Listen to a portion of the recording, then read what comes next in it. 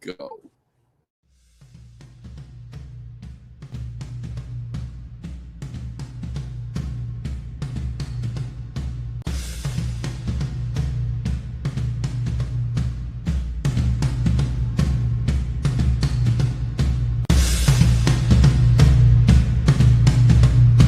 Dream Crusher!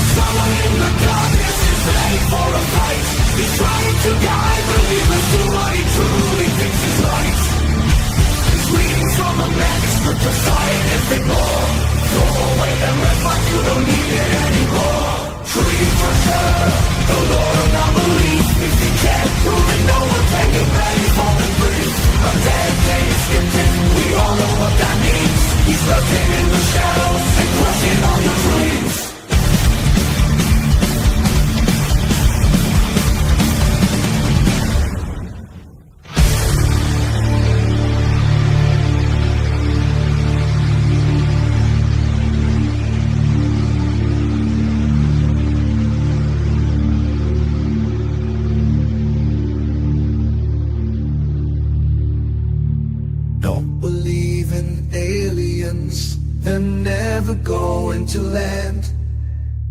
Don't believe in cryptids that leave footprints in the sand. Don't believe in spirits appearing from the dead.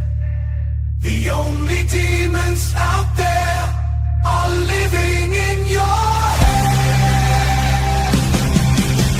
Dream crusher, the Lord of non-belief. If you can't prove it, no one can get ready for the dream. Rotating skeptic, we all know what that means. He's lurking in the shadows and crushing on your dreams. Dream crusher, the Lord of non-belief. If you can't prove it, no one can get ready for the dream. Rotating skeptic, we all know what that means.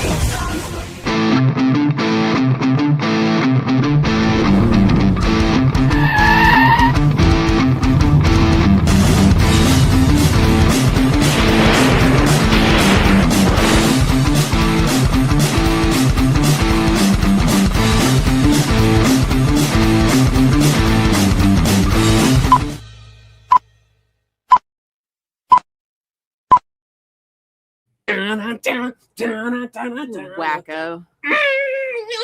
Happy Friday! Happy Friday! Woohoo! Oh my goodness. Hey guys. Didn't we just talk to everyone? Yeah, I feel like we've been here like every other day. I know. Like for we like did the last week. 2 shows in a row last week, 2 shows in a row That's what this it was. week. 2 weeks. Yeah, two. We Yeah. did Christmas It's a lot. and then like 2 days later, and here we are again. Hello, everyone. Hi guys. Let's Happy say Friday. Hi to a few people. I'm just going to go on the bottom of the list here.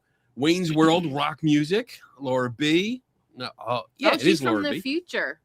Gee, Hi, what? Laura from the future. From the future. It Oh. says Happy Saturday. Oh, nice. Okay. We got Damn It Bob's in the house, incognito, as Teach It Forward podcast. Oh, how's that podcast doing? Same as my book. Now he's getting it. He's getting it, Bob. I beat you to it. Little Miss Mayhem is in the house. Friday House is in the house. Friday House is in the house. Nice. On So Friday. it's Friday's house on Friday. That's nice. Central Mass Paranormal Society, Blast Rights, which means Malachi is here somewhere. Yeah, I did see him earlier. Yeah, he went up. Yeah. Cat Mac, it's daylight. New Zealand's in the house. Woo! Oh man, we got lots of people. What is that? Benti Teresa? Mm-hmm. Is that? I hope I'm saying that right. I am horrible with names. Everyone knows it, so I apologize. Ken Jarl, hello. Good to see you. Wayne's Pink World. Angel. I think I'm getting everyone. If I didn't say hi to you, I apologize. Let me go up real quick and just see. Shauna, I see you. Firefly KH, nice. Picky's Art and Music. Rob Linklater. We got lots of people in here. That's awesome. That's good. Good. I'm glad to see everyone. Let's go over the rules because What is a show without rules? Chaos. Chaos. Let's take the little alien guy off here. Rule number 1 is that you are encouraged to ask questions. That's what the show is about. It's a learning show so that you can ask questions. We discuss it. I try to give you an answer if I have one. And if I don't have one, I try to look it up. And if I can't look it up, I write it down in my little notebook, which is a little notebook this time. And then we'll see where we go from there. But if you do have a question, do me a favor. Rule number 2 is start your questions with a capital Q. And especially because tonight we have a guest and your questions will be the whole second hour. So make sure you put a capital Q in front of it so Donna can pick it up. And am I off center? I am off center. What the hell? It's screwing me up. Yep. There you go.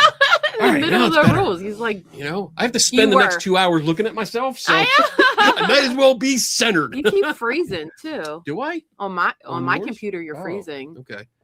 All right. So rule number 3 is that we don't know everything. Keep that in mind because you might ask a question and expect an answer because sometimes, I'm not saying it's you, but some people are like, well, Mr. Skeptic, how do you explain this? And sometimes I can't. Doesn't mean that it's paranormal. Doesn't mean it's a ghost or an alien or a demon or whatever. It just means I don't have an answer for you. So keep that in mind. I will try to get an answer. If you get out of line, rule number 4 comes into play. I'm a little off. Rule number 4 is that we follow the Patrick Swayze rule here, and that's be nice. So you can be in the chat room and you can talk, you can discuss, you can debate, you can disagree. I'm okay with that. Just do not start name calling. Don't be harassing anyone. Don't belittle anyone. Especially don't belittle the biddle. Yeah, right? You don't mess with the biddles. That's just boom, out, bitch. You're gone. Kenny is definitely freezing a lot tonight. Am That's I what really? he is on my side as well. Okay. I don't know what's going on. Yeah, we finally got clear skies up here in Buffalo. Now we have issues. What the hell? Rule number 5 is my favorite rule. It is drink up, participate, learn, and just have fun. All right. So we got a couple things. Let me switch to my special guest and bring on my special guest. There he is. We got the Paranormal Engineer, otherwise known as Mason. Hi, Mason. Hey, Donna. Hey, Kenny. Thank y'all for having me. You're Awesome welcome. to be here. Oh, we're going to have fun. We're going to get to know you tonight. We're going to learn who you are. But first, before we get into an interview, we have a little surprise for someone in our chat. Someone very special, Cat Mac, took the time to write a song for somebody. Since it's somebody's birthday today, Kit Ford, we're looking at you. Ford. So I'm going to Happy play this. Kitmas. And I've also made it. So Cat Mac wrote the song and sent it to me. And I worked it a little bit. Don't drink, Julie. I was able to put in some lyrics. So the lyrics should line up and everyone should be able to sing along with our video here. So let me take this off. Hold on. Let me take this frame off so you can see the whole thing. And let's rock out.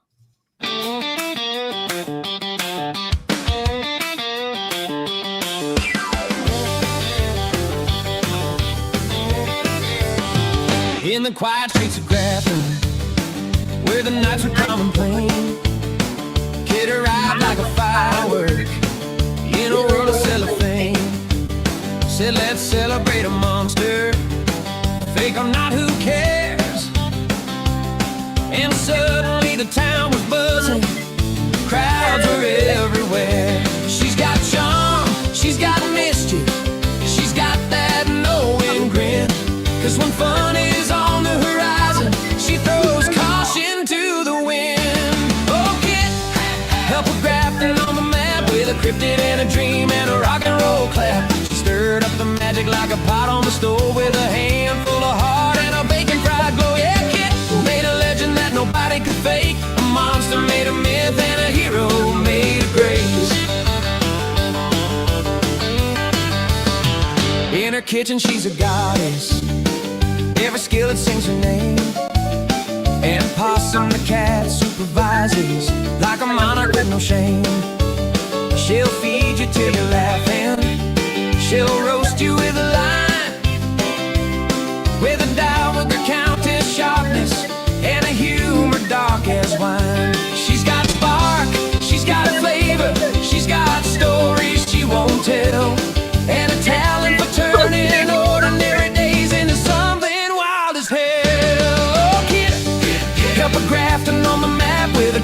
in a dream and a rock and roll clap. She stirred up the magic like a pot on the stove with a handful of heart and a bacon fried glow. Yeah, Kit made a legend that nobody could fake. A monster made a myth and a hero made a grace.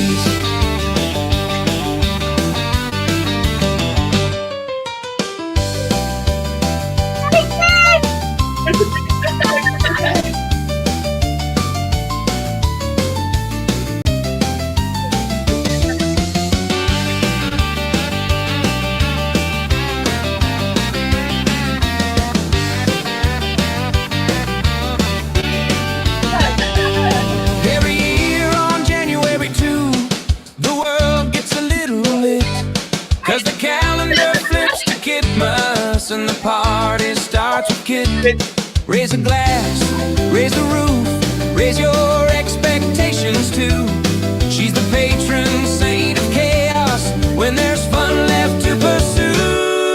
Oh, Kit, help her grafting on the map with a cryptid and a dream and a rock and roll clap. She cooked up a future with a fearless spark, turned a sleepy little dot into a place with heart. Yeah, Kit made a legend that nobody could fake. A monster made a myth and a hero made a grace. Happy birthday! Happy birthday. God damn, I'm out of breath.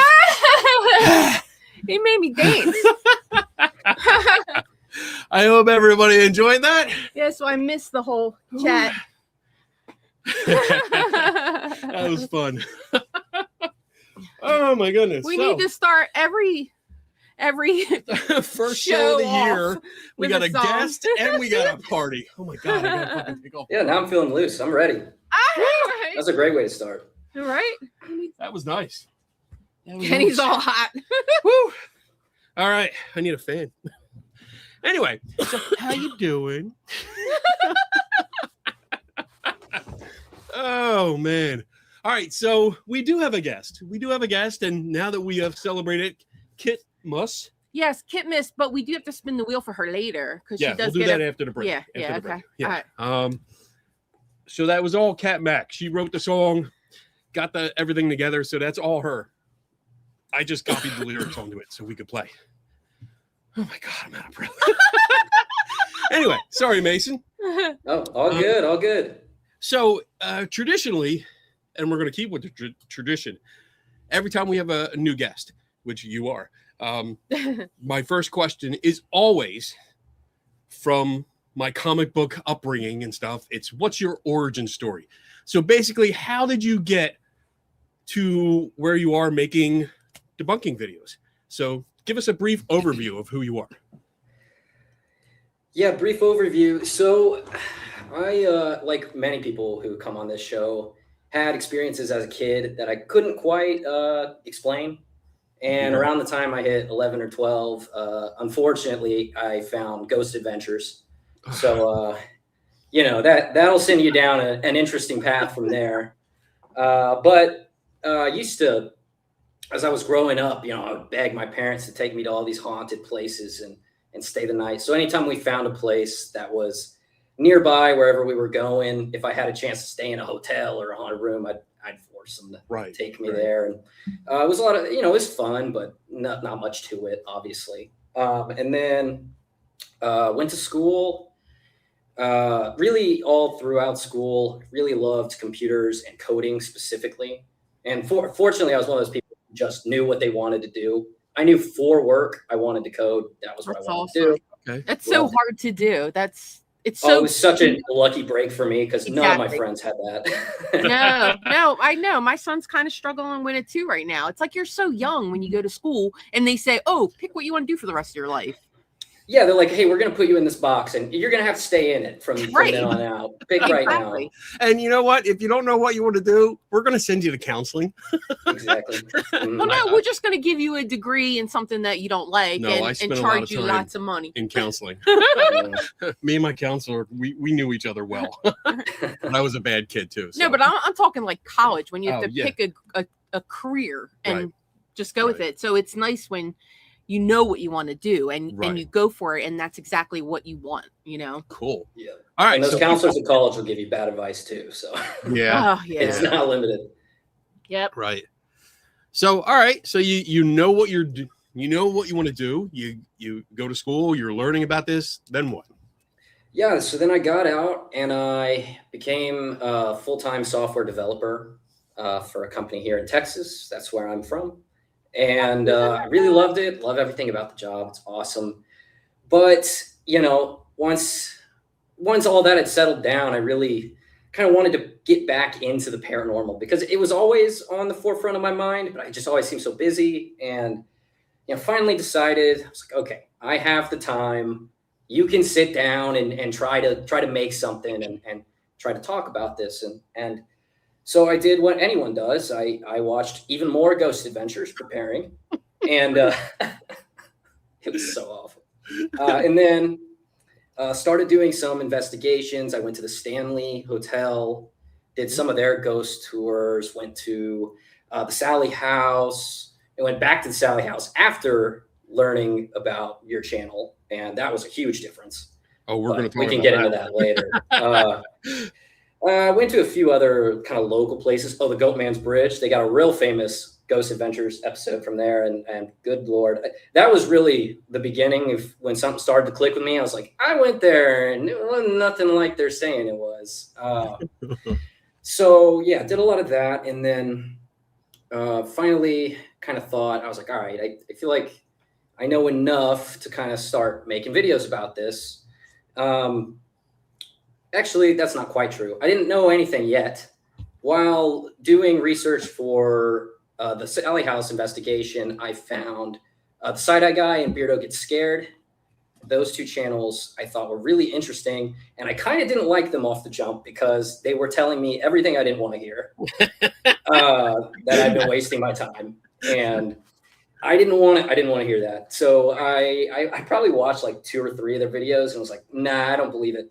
But then the second I went back and just a little bit of critical thinking kind of clicked for me there, and it was over. I couldn't watch those videos the same. And more and more, I started watching their videos, and they led me to your channel, and I started deep diving through the Skeptical Help Bar. And you recommended a book, actually. It was Ben Radford's Investigating Ghosts. Right. Bought that book, read it, and that was the end. Wow. That was really good. Yeah. Good. And that brings me pretty much to where we're at now. I'm pretty new on YouTube. I've got, like 12 videos or something. And that brings us to, that pretty much brings us to the present. I do want to say this is a very, the last couple of days have been a real whirlwind of support, honestly. I know I had a video that had a little bit of controversy with, being inspired by the Side-Eye Guy. And I had not made it clear that it was, in fact, inspired by the Side-Eye Guy. Really love his videos, love his stuff. And I had some friends who reached out to me and they were like, hey, we know you kind of make videos on this. Like, have you seen Sam and Colby's recent investigation? And I had seen the Side-Eye Guy talk about it. I didn't watch the Sam and Colby video because I can't watch them. I'm totally agree with you. We used to watch. Yeah, everyone. We used to watch them when they just did urban exploring. That would be interesting. I never watched them for that, but I would be more inclined to watch them urban explore. Yeah, that was fun until they got caught and got in trouble. Yeah, and then they did the switch to ghost hunting, and now seems like they all there's a lot of urban explorers who seem to jump into ghost hunting. Yeah, yeah. But so they said that, and then I was like, oh yeah, I'll make a video on it, and then Florio Phantom Files made an amazing video kind of going in detail and showing some support for me, and her fans have been amazing. And I mean, the support has been awesome. That's good. So. That's good. I mean, when we start out, we're always going to make mistakes, or little things here and there. And we learn. That's how we learn. We grow. We get feedback. And I think, I don't really get into drama too much. So if people are starting to fight back and forth, he said, she said kind of thing, I don't watch. I don't care. Just work it out. You're grown-ups. Figure it the fuck out. Move on. But I think you handled it pretty good because some people would get mad and angry and lash out and maybe just, say the wrong thing and kind of make it worse. But if you take it and you own it and say, yeah, you know, I didn't do that. I should have. I meant to. I'm sorry. I think that shows that you have some character and that you're willing to own it, which is good. I was watching some of your videos last night when I was home. I was doing some work and I had them on while I was playing Call of Duty. I was going back and forth, and there were a bunch of times where I was like, "What? Pause, click. What was that?" Go back and listen to it again. So I think you're doing it pretty good. And thank you. I appreciate that. You're going to grow. You said you're new, and yeah, I mean, don't worry about that. If I go back and look, some of the videos I did when I started, there's 2 that I know that I took down because they were over the top and just weren't me. I was trying too hard, and I realized that later on, and just was like, this isn't me. I can't keep this up because it's ridiculous. So yeah, I wouldn't. Go ahead. Yeah, I gotta agree with you there. The most important thing for me is to be honest, and I feel like I am being honest. I even said as much, I think, in my recent videos. Like, I'm not funny like Seg. I can't do that. That's not the route I'm gonna go. You're gonna get a more, just dry, this is what's wrong with the technique kind of video, and I like that. And also on the topic of being new to making videos, oh my God, the Sam and Colby video. For all the things I tried to do right, the biggest thing I didn't remember to do is that I was like, I got to stare at the camera. I got to stare at the camera, right? Didn't realize that in doing so, I was never blinking. I don't blink once in the whole video because I cut every time. Oh my God. I was looking. What was I looking? I was looking at, like, you were doing one. I think it was the first video in the Sally house. Oh God. That you did. Yeah. And I'm watching it and I'm like, blink, dude. Blink. Come on, man. You can do it. Blink. Yeah. And I was like, all right, maybe I'll mention it, when it's just us. I didn't want to do it on No. Hey, on camera. if you're gonna get on YouTube, you have got to have some thick skin, and you've got to be able to laugh at yourself because somebody's gonna laugh at you. And definitely. Hopefully you can laugh with them. So I mean, most of the time it'll be Seg laughing at you. He loves to. He tries to laugh at me, and I was like, that's why I made him put the shock collar on. And we had some fun with that. That's why. All right, so Ghost Adventures. You started with that, huh? Yeah, and I was thinking about it, because I'd like to think that I'm a decently smart guy, and I went back and I was like, why did it take me so long to figure out that there's not much to the techniques that they're doing? And I realized it's because they got me so young. I started watching Ghost Adventures. It was probably 11. Right. And that critical thinking skills aren't there yet. So by the time I developed them, my like the Ghost Adventures and what they had taught me was borderline religion more than it was like based in it was just belief because it was what I'd always known. Right. And until somebody stops you and goes, hey, you need to think about it, you just don't. And that's why I've been so big on critical thinking too. After seeing your videos, is like, all it took was one person telling me to think a little more critically, and I started. So that's kind of the message and vibe I go for. So, I mean, that's what we all need. We need somebody to talk to us like a human being, first of all. And it's hard. Like when you challenge somebody's beliefs, it's emotional. It's highly charged. It's emotional because that's something, as you said, like that's something you grew up with. You knew that all your life, and when somebody questions it or points out something that's flawed, your immediate reaction is to defend it. And when we need someone that will be patient and calm and kind to talk to you and sit and actually talk to you, not talk at you, but talk with you. And like for me, Ben Rafford was one of those people. Like, we give each other shit all the time, but he really took the time to listen to what I had to say and then respond it, but wasn't yelling, wasn't calling me names, wasn't doing anything. He took the time to explain his reasoning, and I got to see it better and understand it more. And that's how most of the people that I interact with in the skeptical community are. They will sit and talk to you. I mean, some are aggressive, but many are aggressive in a way because they want to help you so much. Passionate, maybe. Yeah, they're passionate about it. So all right. So you got into Zach Backins and Ghost Adventures. I'm so sorry you know. And you mentioned that you found Seg and Beardo around the same time. And when you saw a couple of their videos, it stirred up feelings like you were like, no, I don't want. Like, how did that? I'm thinking like the cognitive dissonance checked in really, really hard. You were like, what the fuck is this? They're challenging my beliefs. Is that kind of what you felt?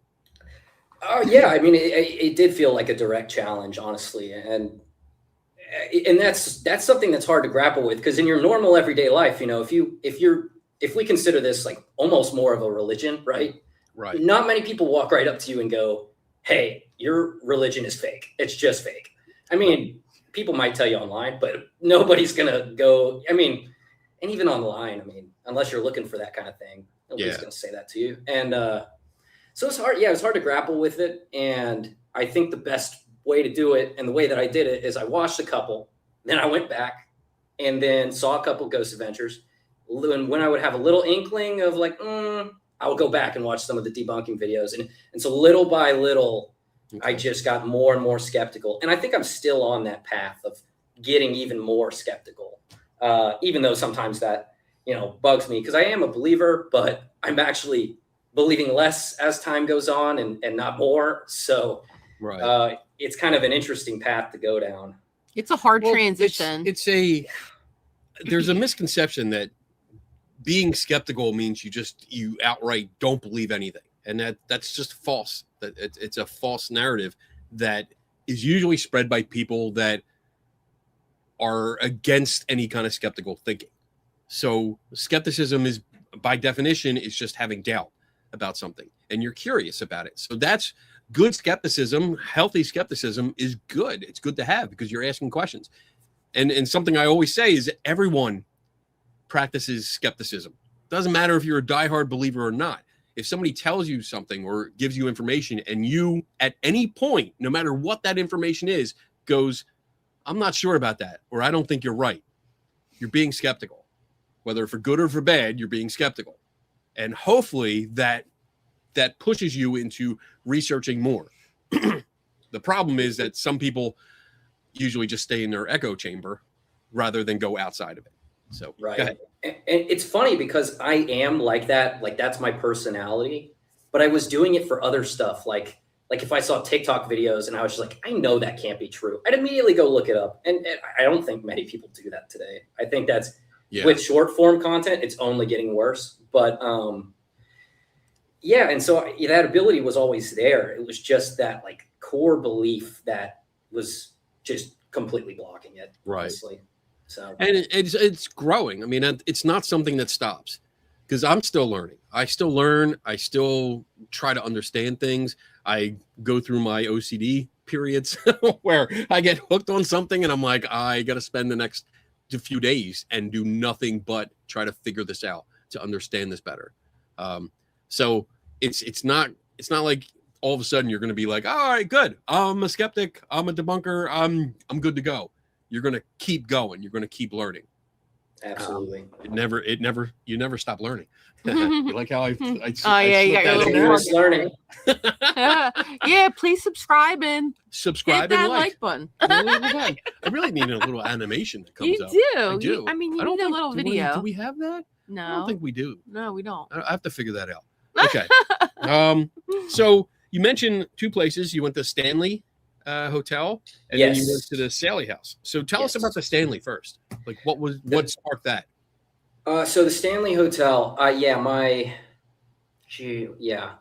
sometime in college, I think, I always loved it. And it was one of those ways where like my mom and I would connect. She'd be like, you want to go to this? I would drag her to haunted places. She loved spending time with me. So it was kind of a birthday gift. And she was like, let's go to the Stanley Hotel. Let's go do the full experience. And so we went and we did the ghost tour there, which I have to say was kind of interesting. They take you. So the Stanley Hotel, I think there are a couple like pretty haunted rooms, supposedly haunted rooms. And then there's the chapel where they do like wedding venue stuff. And that's what's supposedly more haunted. So when they do the ghost tour, they'll take you in there. And we were starting the ghost tour, and the ladies talking and telling us we're all sitting in chairs upstairs, and you can hear up the stairs like every step as like a late straggler comes in until they get to that top step, and there was nobody there. And it really it was weird, but there were so many points in that tour where they did things like that, where like you would hear off in the distance maybe like some music playing, and I'm almost like, was it too much? Was it like I don't know. It was weird. I would love to go back and do it again now, because my skeptical brain was not turned on. Got to preface that right now, and these are not proof paranormal at all. They're just what I noticed when I was there. And they also have a really interesting thing. There's tunnels that run under the hotel, and I wonder how that plays a factor in how you hear sounds and stuff. And like the servants, I think, used to use them way back in the day to get from the chapel back and forth. Okay. And it was a cool experience. But the really interesting part was when I decided to go to the Sally House, because I got to go once as a total believer and once as a skeptic. Nice. And it was such a different experience. So yeah, tell us about that.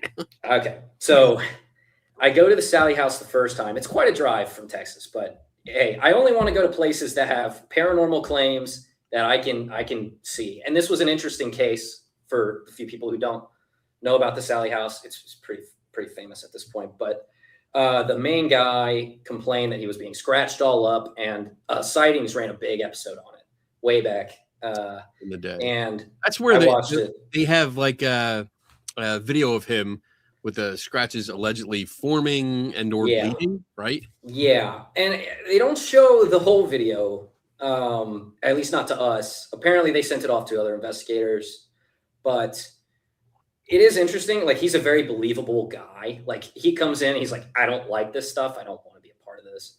And that was one of the reasons I kind of took his claims a little more seriously and wanted to go out. So I go out, and I took my buddy, who was a full-fledged skeptic, probably the only thing I did right on this investigation. Now, he didn't know anything, but he was like, go, son. And I was like, all right, well, I'm going to prove you wrong. I'm going to prove you wrong right now. Spoiler alert, I did not prove him wrong. But so we go. We stay the night. I'm doing everything. I've got the flashlight where you unscrew. Oh, my God. I did the... and the one thing I did right is I went out and I bought a surveillance system so that we could see all the rooms, so security system. But I thought I was going to catch stuff moving around. Okay. So I didn't buy it for the right reasons, to make sure that nobody came in. Right. Because that actually is a big problem at the Sally House. Yeah. While we were there were 6 different people who stopped to take photos outside of the house and just kind of look around. Wow. I mean, it's gotten that famous now from the bigger paranormal channels covering it. Okay. So yeah, I went the first time. There was some interesting stuff. Captured what sounded like on the recorder a lot of like really, really tiny voices, because I listened to the whole recording for 9 hours straight and listened for every possible sound I could hear. Was able to convince myself that I captured a few things. And then there was one thing that I will make a video on it at some point that was pretty weird. We went out to get McDonald's after we set up the whole system and got everything set up, all the cameras ready. Like, all right, let's go out real quick and we'll come back. While we were gone, about 10 minutes into us being gone, there was a scream. And I mean, it was loud enough to be captured by 4 of the cameras, the audio recorder I had placed in the little nursery they have set up there, and some other stuff. And it was weird. It sounded like a little girl scream. And the Sally House, Sally is the supposed spirit, which was actually just a name that was made by a psychic medium. Oh, jeez. When you look into it. Right. Now, in their defense, they had made the claims before they named the ghost. But the person who named the ghost was a psychic medium who just kind of showed up, said that, and then left. But so we do that. I capture, what I think is something interesting. I also captured an orb, and I was so psyched. I was like, that's awesome. Just it's the coolest orb I ever saw. Better than all the other orbs. And then I do the bare minimum research. You got me arguing with ChatGPT, trying to convince it that I'm like, no, but my orb's a spirit. That's their orbs are fake, but this one's real. That's classic. Because I was like, well, how do I explain this? And anyways, don't argue with ChatGPT because it will eventually agree with you. Oh yeah, that's we've noticed. Like, side note here.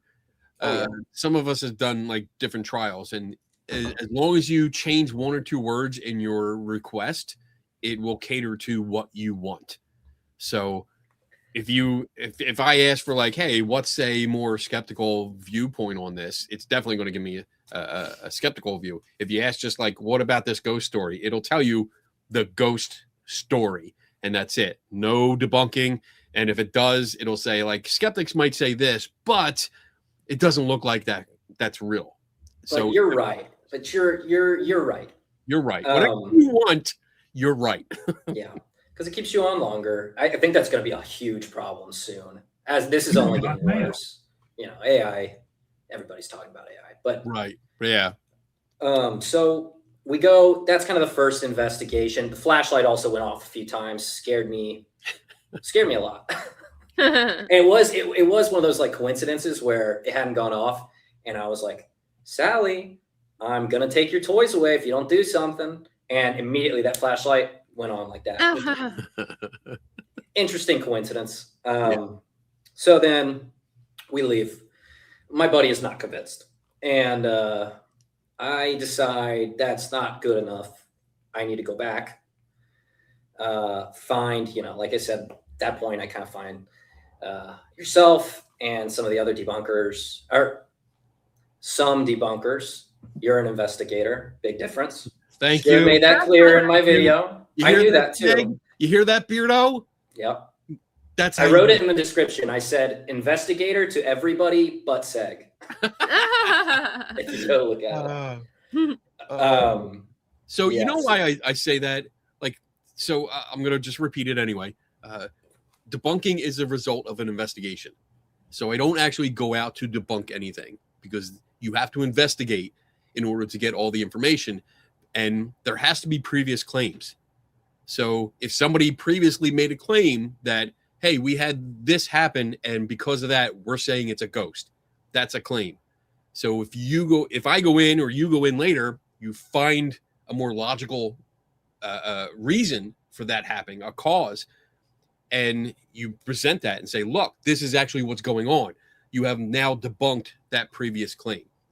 So it's a result of your investigation. That's why I don't call myself a debunker, because even though I do enjoy the debunking community, and I'm not going to rag on them too much, but I think that presents a bias when you say that. And it just puts you on one side of the fence as opposed to the other. So that makes a lot of sense. I think you're going to like what I have to say about the second investigation based on that too. All right, let's hear it. So, after seeing your videos, I went, claims, we need claims. And that's where those 2 Sally House videos came from, was because I was like, I need to know what the claims are before I go here again. So I went, figured out what the claims were. One sightings episode, there's a rose that suddenly ignites seemingly out of nowhere. Lots of claims of fire. Fire. Another big claim. Another big claim was feeling sick. Another one was just like the hairs on the back of your neck, like just a general feeling of like you're being watched, sort of. There's some other big ones. Scratches, obviously, that was really big one. And then voices and children's noises. Then the rest was pretty basic stuff. So what I did when we got to Atchison, Kansas, I went to the store and I bought a dozen roses, and I placed them around the house in the hopes that one of them was going to end up burning. And then I got a spirit level because I saw your video talking about what I needed to put in my pack. So I got a spirit level. There you go. And started looking at the floors, and I didn't even need it. let me interrupt here. Just making sure. Do you know how to use a spirit level? Because that's what I was about to tell you. Because I look and I can tell the floor is slanted already. So I didn't even need to do it. I honestly, it was just for the show. And I set it down. I'll have to send you the video. I set it down and I look up and I go, I have no idea how to use this. I don't know what that means. I was like, the bubble's going hard left, but I don't know if that means it's sloping up or down. Or I was like, I really wish he had shown me how to use it. All right, let's go over this. I just happen to have one right here. Here's your bubble. Okay. So wherever the bubble goes, whichever side, that's the high side. Okay. Because you got to think, like, even though this is liquid, air goes up. So when you're like, this is always a good thing for if you're in a pool or you're in the ocean and you get pulled under, follow the bubbles because the bubbles want to go up. They want to go up and escape into the atmosphere. So follow the bubbles. The bubbles will always go up. So when you put the level down and you have it set here and it looks like level, but it's up like that. So this is the high side. That makes sense. There we go. That's what I needed. I did a quick YouTube video and I think I put it together. I don't know. I'll have to check the footage, honestly. It's okay. I mean, Beardo can always use a refresher. So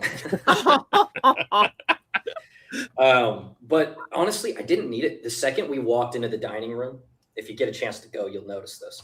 I mean, I felt sick immediately. You could feel it. And it was that bad of a difference in the slope of the floor. And so it's the way the house is situated. It's up on this hill that then slopes down into a river. I can't remember the name of the river. It's a big one. And it's the whole house is like falling towards it. And wow, that's scary. I mean, it's not that bad in right when you're in there, but it was enough to where I felt sick. Right. On this trip, I think my mom went with me. She felt sick. So we just didn't stand in there very much. Of course, I set everything up in there, so that was unfortunate. But, right. Missouri River.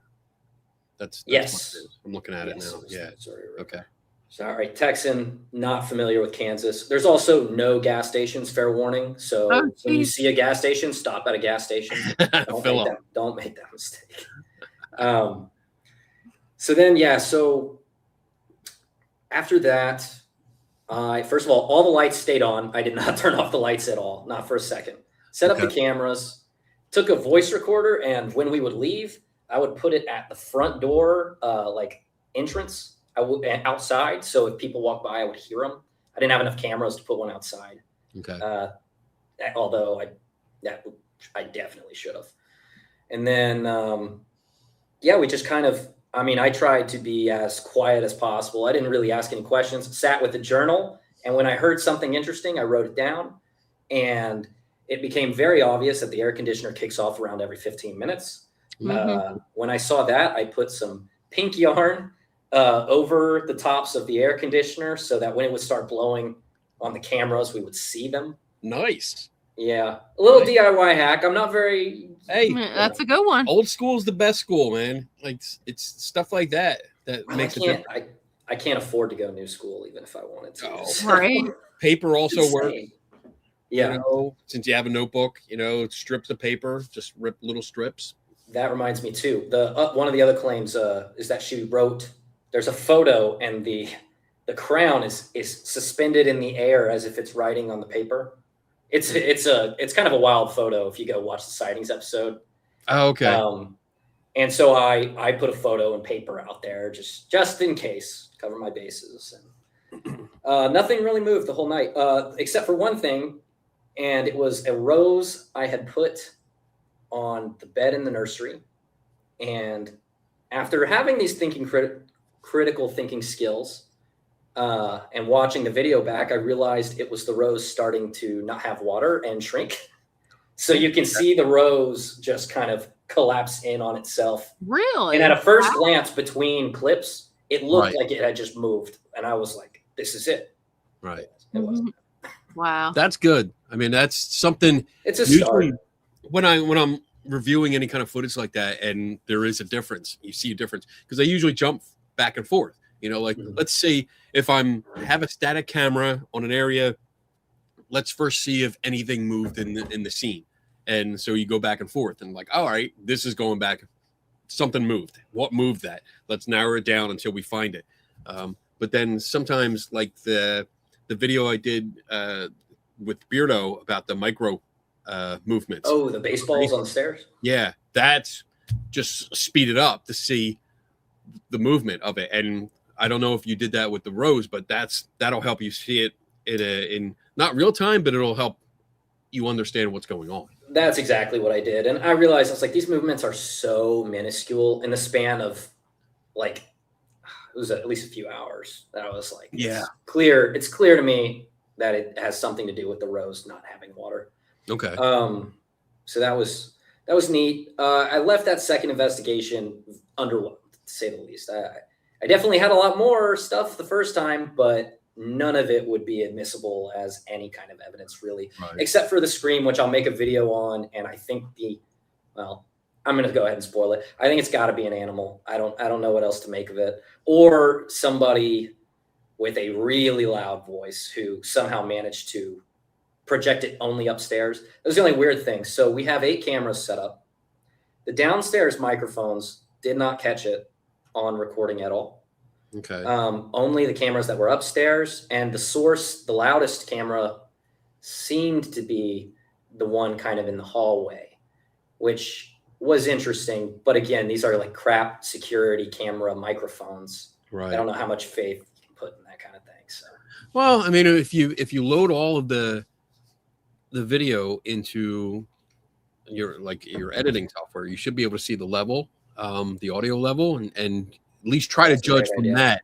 From the decibels. Graph, to see what is the loudest. And if it's the hallway, my first question that comes to mind would be, is there a window at the end of the hallway or either end of the hallway? It's to the left of the hallway, but there is a window there. There is a window. Okay. Yes. And so that sound could have totally traveled through that. And that is why it leads me to believe it had to be some kind of animal, maybe a bird. Okay. So the next thing is to check the area, check the local wildlife to see what's there. I know back in Philly, there was a big place that was famous. It still is for a ghost story about the screaming lady. And that's like their most popular ghost story. But the issue is that on the same land and next to it, there is a wildlife preserve where red-tailed hawks nest. And if you ever look up red-tailed hawks screaming, it sounds like a woman screaming. Like you call the cops kind of scream if you hear it. Yeah, so, I did it looking up this particular audio clip I had. I ended up stumbling across the red-tailed hawk and foxes as my most likely culprits there. Cool. Not that a red-tailed hawk is in the area. I just kind of wanted to hear any animal. Right. But that's good. It's a start. It's a start. Yeah. I mean, there's a lot more I could do, and then I want to take it. I want to make it entertaining for people, and I think this isn't done enough. Honestly, you do it. I've seen maybe a couple other videos that do something similar, but it almost strikes me as that would be more entertaining than when you sit in the dark and you talk to the walls. I don't know what your opinion on that is, but. Oh, let's dive into this. I think that's unless the claim specifically calls for that, I think that is a complete waste of time. When I go on an investigation that I investigate a location, it is based solely on the claims. So I've looked up the claims beforehand. I've seen what people have said about this place, what evidence they present about it. If there's photos or videos, I review that, find out exactly where it is in the house or the building, whatever. And when I arrive on scene, I bring my stuff in, whatever equipment that I'm bringing, and I get to work. And I look specifically for those areas and try to recreate what they experienced, because that's why we're investigating. Like, investigators are looking for clues for something that happened.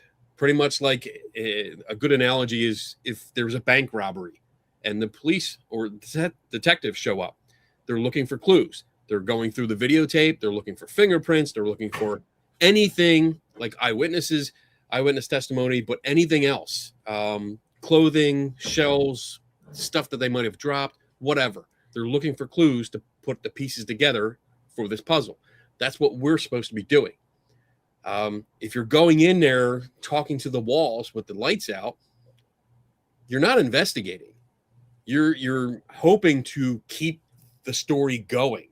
That's how I view it. Because you're not actually trying to solve a mystery. You are perpetuating it. You're keeping it going.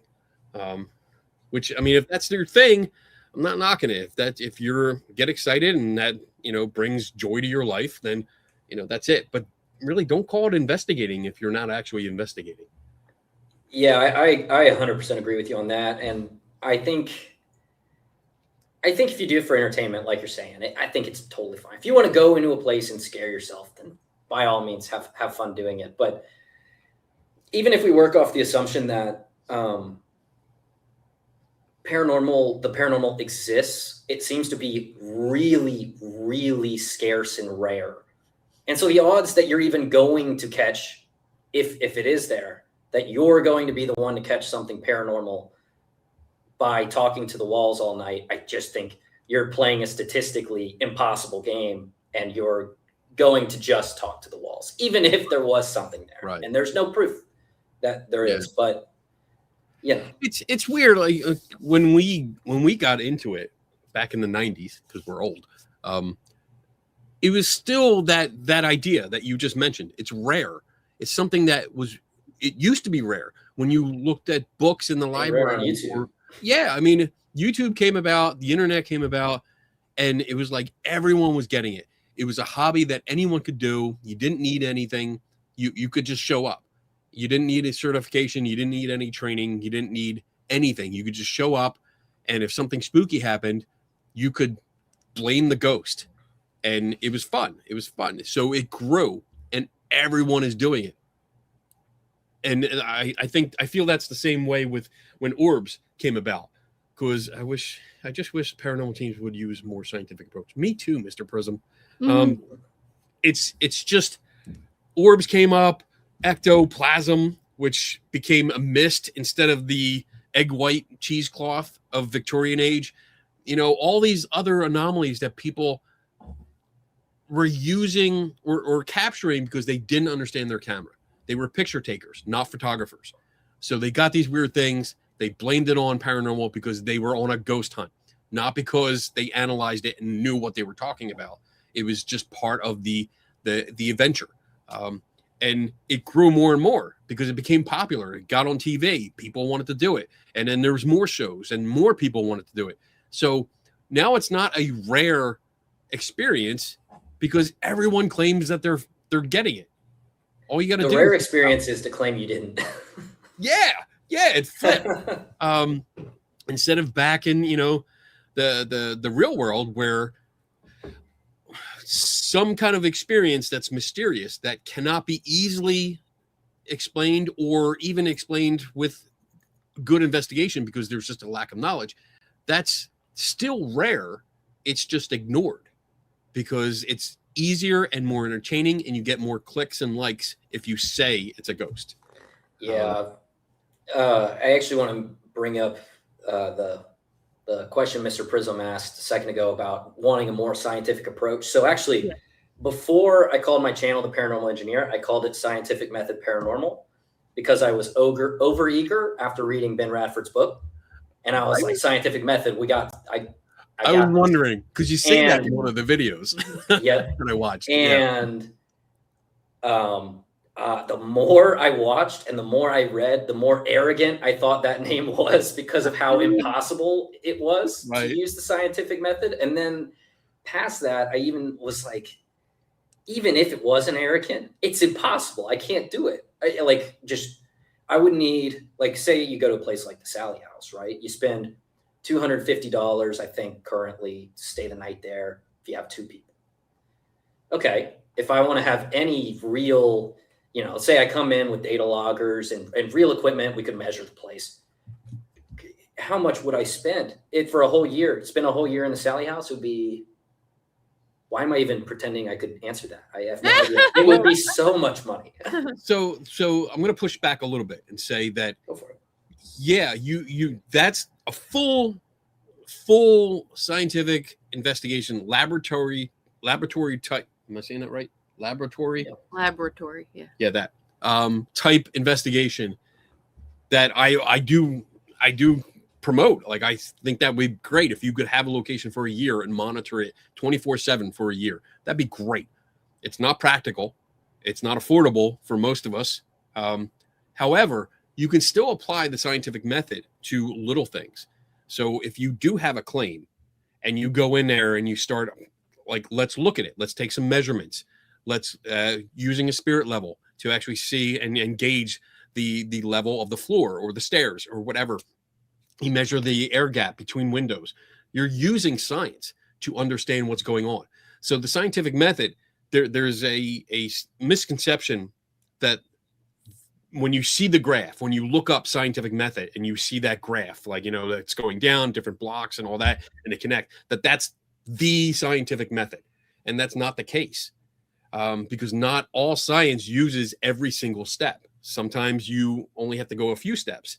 And for a scientific investigation, for some of this stuff, you're not looking to end with a scientific theory or a scientific law. That's going well beyond what we do. We're looking to investigate and find a cause for an experience. Shut up, Bob. They didn't like the way we said it. It must be our Philly accent. Laboratory. See, I'm from Texas, but do I have an accent? I don't think I do. I don't think you have. I hear a little. Sometimes when I say phone numbers are where you get me, because I'll be like 214. I don't know why, but this is the only time. It's the 4. Mm-hmm. But that's the only time it comes out. I was going to ask you about that, actually, because I was like, one of the things I'm working on right now is a way to make data loggers affordably, because I have enough knowledge to put some decent data loggers together. Right. And you don't need to put much code into it to get it working the way you want. It's more about, and even that, I mean, if you can get enough data points to establish a pattern, right, one night might be nice. That might be enough, because if you look at the data and you see a spike from something and you can focus on that, okay, where is that coming from? And now we have a timestamp. We know when it happened, what turned on, what turned off. Can we find that? And that might be enough for you to find the source of, say, like an EMF spike in an area. So even though we can't do a 24/7, 365 monitoring of a situation, that doesn't mean we're not using the scientific method. We are, just in little spurts. And I mean, and John, I saw John without an H mention that, like, we don't. No, not that one. There was one above it about starting with a hypothesis. I do have 2 Raspberry Pis back here somewhere, though. Here. Instead of starting with a claim, coming up with a hypothesis for what it could be. So you are starting. I would counter saying we're still starting with a claim, because to come up with a hypothesis for what it could be, you need to start with the claim. So you start with the claim, you research it, you come up with the hypothesis for what you think might be going on, and then you try to test it. You set up a test to figure out what, if your hypothesis is correct, and if it's not, you move on. That's an interesting answer. I kind of didn't expect you to say that. I kind of expected you to be more on the side of, no, you need, if you want to really treat it as, I guess you're also looking at it as a way to rule out stuff, but I kind of thought you would be less on board with taking data loggers for like a single night and then trying to make the most of that. So that's surprising. I'm glad you said that, because it's something that's, it's at least better. Like, if it's long term, because the long term thing is mostly because it's not predictable. People go in and they have experiences, and usually you barely see a ghost hunter with a notebook. So we don't have anything logged in. We don't know what time it happened. So we can't really establish any pattern. So that's why a 24/7, especially if it happens at different seasons or different times, you probably won't get lucky from one night. So that's why I'm always like, hey, if we could do a year, that'd be perfect. That'd be great because we'd establish an exact pattern for the entire year and the different cycles that it would go through. However, if you're investigating one specific claim and you just happen to be there when it happens, it's more, even though I don't believe in luck, it's lady luck on your side that it happens the night that you happen to be there, where you collect that data and you're like, hey, wait, we got a big spike. What's this coming from? And now you focus your attention on that. You find it, you replicate it, maybe turn it on or turn it off again, and you get the same effect. Boom. Let's do it again. Repeat it. Let's film it. We got it. We got our cause. So it can happen. It's just usually we're not that lucky. What data are you collecting? Still no answer. Oh, you can collect all kinds of data with some data loggers. You can get EMF, you can get air pressure would be another big one, regular temperature and humidity as well. You know, the biggest claim is that people get cold. Oh, yeah, cold spot. I want to point out that Tim, you didn't put a capital Q in front of that. So no, he might have earlier. I just didn't put it up. I read it too. It's okay. It's all right. I have. Go ahead. Sorry. Go ahead. This is hypothetical, and I think I heard it from Kieran O'Keefe. He was the debunker way back on. I know. Yeah. He talked about the idea of if we got enough paranormal investigators, or I say paranormal investigator, but even myself, I am an obsessive paranormal hobbyist is the way I would describe myself. Because I do think there needs to be a difference for people who do it for a living. Like I work a regular 9 to 5. But my big hobby is, paranormal investigations. But I do want to make a distinction. But he brought up the idea of if we had enough investigators who were setting up data loggers, because there's got to be a bunch of people who are going to go to the Sally House after me. If we could take all of those data points and put them in a good database, and the logic about how you would go about adding that would be, it would be a full-time job in itself. Right. But that's kind of the perfect mix. If I had it my way and we had people going out all the time, they would just upload all these data points into a big database we would have for each location. And if something happened, we could look at those data points and we could kind of piece together, did something occur here that was outside of the normal realm? And we would have enough patterns to look back at. Right. And when you do establish a pattern, I see a lot of questions about why collect certain data and what's the point, just because somebody says so and this and that. I think some of it is to collect it because there has been stories or people have reported, oh, this happened and then this happened. So they connect A and B, and you still want to collect that data to see if there is a pattern because we don't know. But you also want to collect that data to establish a pattern because maybe that refutes what the people are saying. Like if they're saying, oh, it was a big EMF, that's when the ghost came up, and your data loggers, which are all over the place, come back with a pattern that, no, there was no spike. It was normal. It was within the same limits as the rest of the day. Then you can show that and say, look, I have this data. It doesn't show any difference at all. So it wasn't that. I like that you took the exact opposite side, the side that, because I obviously took the side of the believer and why they would want it. So it's nice to have the other side of the skeptic and why they would want to. It's all you have to. I try to recreate things exactly like people say. I try to recreate like visuals, either videos or what they're collecting, because I want to show them like, look, I collected the same data. I got different results. Why? Let's explore that. But it's pee break. Got to go to pee break. Awesome. All right. So we're going to take our break. And when we come back, it's going to be viewer questions. So Donna has been saving all your viewer questions. If you have any more, please put a capital Q in it, in front of it. And then when we get back from the restroom, we will tag them. But then you're pretty much on the spotlight because all the questions probably should be directed at you, hopefully. I'm sure. Most of them are. Yeah. Okay, good. Awesome. And so you're in I'll try to prepare. yeah.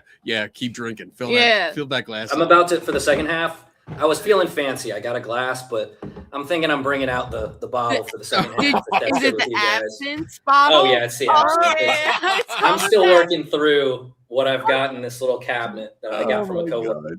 How did you feel the other night?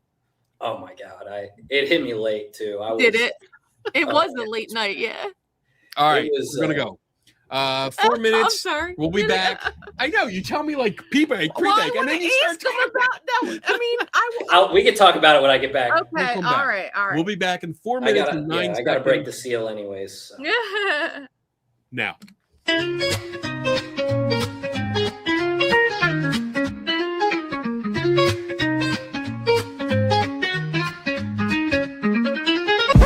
And now for something completely different. Welcome, my fellow skeptics. Welcome, one and all. I am the chief investigator. Oh, come along, old chap. We will have a ball. Now, if you will excuse me, it's time to open the mic. Good night. Good night. Kenny Biddle's the name, investigating's my game, and I will have at it. Quid pro quo, as the head of this committee. Hunting for ghosts can be shitty, but there is nothing better that I know. I am a skeptic through and through. I question everything, don't you? Let's open the bar and ask some questions, alright? Maybe you might find an answer or two. I will find the truth this night and day, and if my name is not Kenny Biddle, then I assure you here I will not stay. Good day!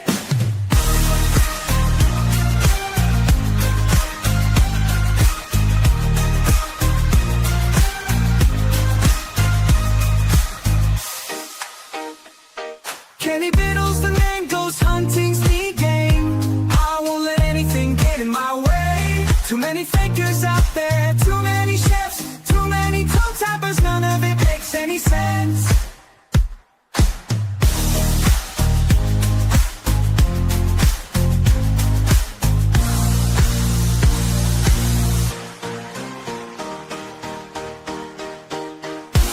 I am a skeptic through and through. I question everything, don't you?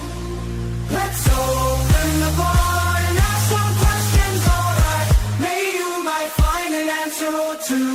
Who knows? There may be ghosts in the machine, but trust me, I am not so keen. I prefer to see these things clearly, not in 144p. I am a skeptic through and through. I question everything, don't you? If you don't think I am right, let's open my night. Yeah, yeah.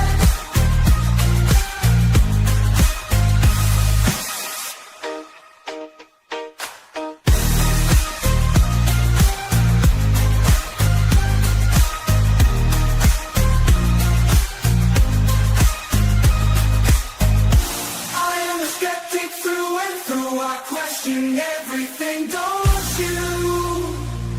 If you don't think I am right, let's open my night.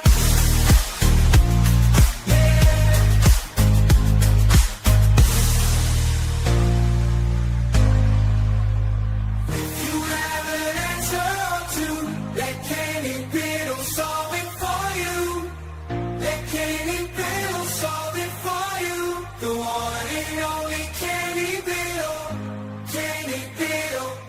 Kenny Biddle. Kenny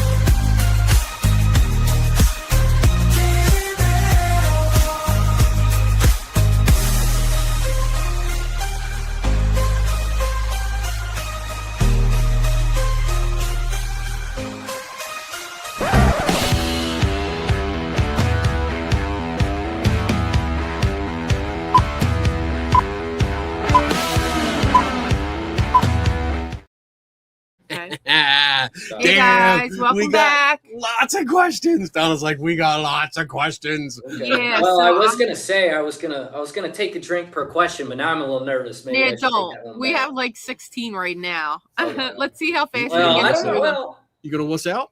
no. You No. know, I want to see you fall off Wait, the chair. wait. Yeah. Not with the absence. Well, Right? hey, that No. wasn't my choice. Not I, Hey, that was my 16. own choice. yeah, he dug his own Came on grave. the I didn't show. tell him to I do did that. it to myself.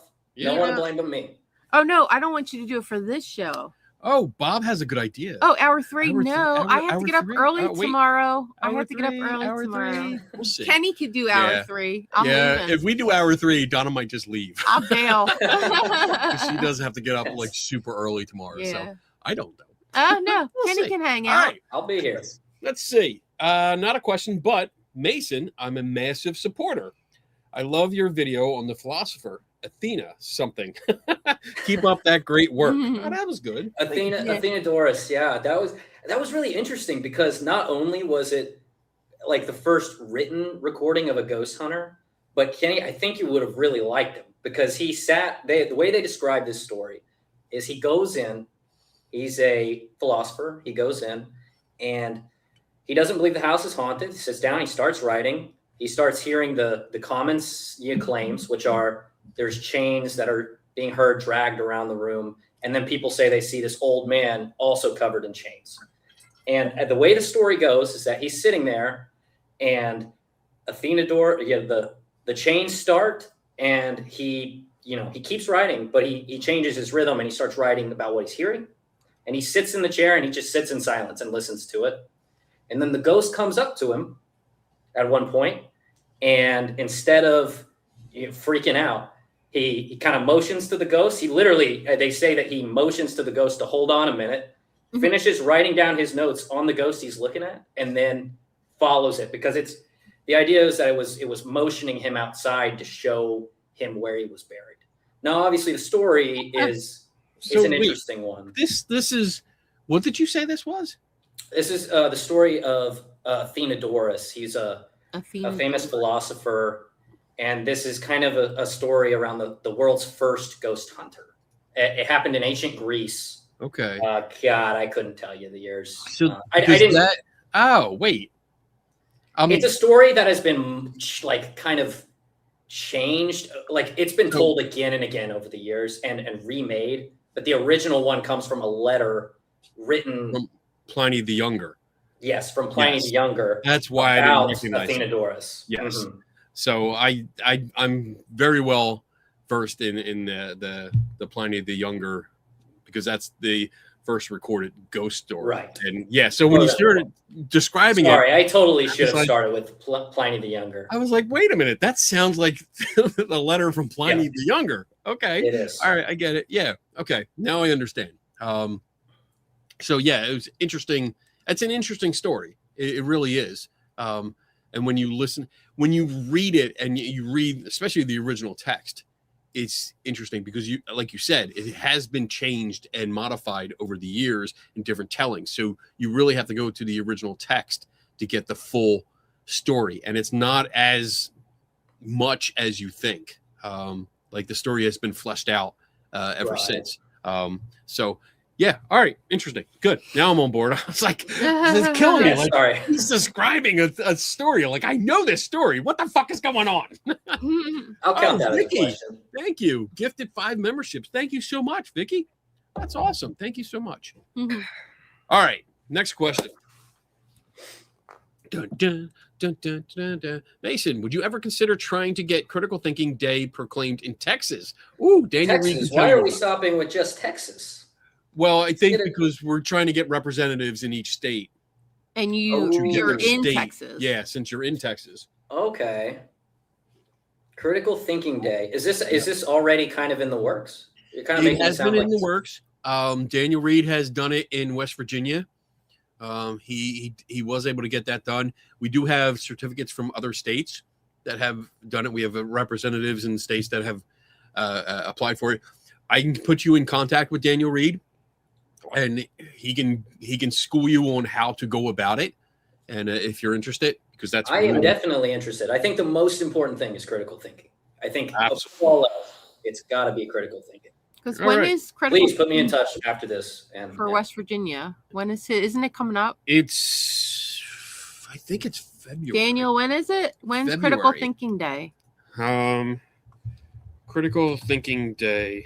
I think it's February because it was like we were joking about something about Valentine's Day. I don't know if Daniel's still here. Virginia. He better be here. I know it's in February. When? February 15th. 15th. There we go. Thank you Is it the guys. same for all the states that have gotten it done? We just. I think we're trying. I think we're trying to get all the same dates. But like I said, I will put you in touch with Daniel. Please do. And then you guys can work on that together. He'll help you out. Daniel's a super nice guy. He can't park worth shit. But he's a super nice guy.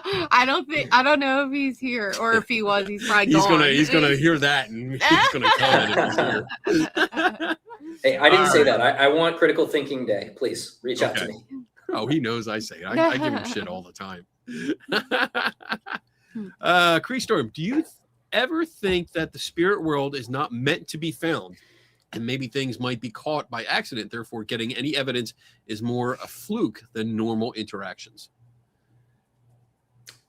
I think the idea, it kind of feels to me like the idea of you have to be in the right mindset to experience it. That's kind of what I'm making out of that. Although this is a little different, but I assume if the spirit world is there, right? It's just we don't have the tools yet to reach it, and science just hasn't figured out a way to study it and analyze it. And a good example of science just not being quite there yet. For a long time, this idea, I just read about this idea of rogue waves. Have you heard about this? Oh yeah. And people for years, scientists were like, rogue waves aren't real. There's no evidence, and sailors continued to report them, but nothing really ever came of it until a ship managed to capture one on video that was like 50 feet tall. It was something crazy. Yeah. It was just insane. And I think that's a good example of what could happen if maybe we are just missing something. And I'm not saying that that's going to happen in the future. I just think. So yeah, I mean, I would add on that if there is a spirit world, and that's a big if for me, and there are interactions for a reason. There is a series of events that cause that interaction, and those series of events would be measurable. So if it's a fluke, then this is going to sound mean, and I'm not trying to be, but going with that idea is purely a belief-based idea.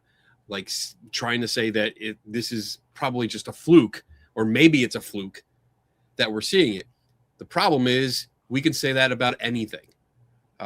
So again, being a person of science, I want to say, like, if there is something there and we do capture something, an anomaly that can't readily be explained, but studied, then maybe eventually we will find something that's out there. But I'm not going to subscribe to a belief that there's a fluke out there. Go ahead. You look like you're going to say something. That's a great point. You could absolutely apply that to anything. We could say, well, cats haven't flown yet, but they might. They just haven't grown wings yet. It's kind of, that's or unicorns and fairies and stuff like that. And I know you can apply it to anything. Yeah. Stop picking on the fucking fairies. I know. Jesus, I pick on fairies, and she gets them there. But fairies, there are still people do believe in fairies. Yeah, they do. Ireland, right? Yeah. Yeah, they got a lot of people. And I mean, you don't fuck with the fairies. Oh my God, here we go. Where did that come from? I've heard it recently. That's a line in fairies. That's going to be my new shirt. Tell Melanie. Ooh. That's what I want my shirt to be. Oh my! That's a good shirt. That's going to be a great shirt. Next question, please, fairy girl. John without an H. What data, evidence, whatever would it take for you to go from a believer to a I don't know her? Honestly, I become more of a I don't know her any day. So I'm not sure it's the evidence, it's the lack of evidence. And even in my own experiences, and I don't think I should limit myself to my own experiences, but like, for instance, the Sally House, I went, okay, well, what are people, showing online? What do we have for all of the hundreds and hundreds of people who have gone and investigated? And if you really try to look for anything that isn't a, popular creator YouTube video that has its own set of problems, there isn't that much to go on. There's the sightings episode. There are a few people who claim to have heard EVPs and some little things, But again, the noise, I didn't talk about this. The noise pollution in the Sally house is crazy. You could hear a pin drop across the street. I mean, wow, yeah. It is, the walls are so thin. I can't believe even in like the videos of popular creators, I don't know how they're masking the sound just of every car that passes by. It's that bad. So I would say, I am a believer and I've experienced things, but the lack of evidence is telling, I think. Okay. And that's probably my answer for that. I look at the Sally house. I'm looking at an overhead Google Maps view, the satellite view. And it's just in the middle of a neighborhood. So it's on the edge of a neighborhood. Yeah. So it's not even on the edge. It's dead in the middle. It really is dead in the middle. So there's lots of potential noise pollution all around it. There's a decent street right outside. It looks like it has parking on the street and then also two-way traffic. So yeah, that's something we all need to consider, because usually I see ghost hunting teams go to a location, and when they go in, this is a common theme where they go inside and they think they are cut off from the outside world, and they're obviously not, because you hear, if windows are old, there's lots of sound getting through, especially if they're old windows that have gaps between the upper and lower window. You're going to have a lot of sound coming in. And then floorboard, like the Conjuring house. Holy shit. When I went there, I was so surprised about how thin the floors were that my fat ass was so scared that I was going to fall through the second floor. Like literally one room I walked in and you felt like a significant bouncing. Oh my God, that would scare me so bad. Good. Yeah, let's go. Yeah. I'm saying, come on, let's go. You're pushing me. We have a lot of questions. We started late. Okay. All right, let's go. What are you hoping to do in the future in the paranormal world? What do you hope to accomplish?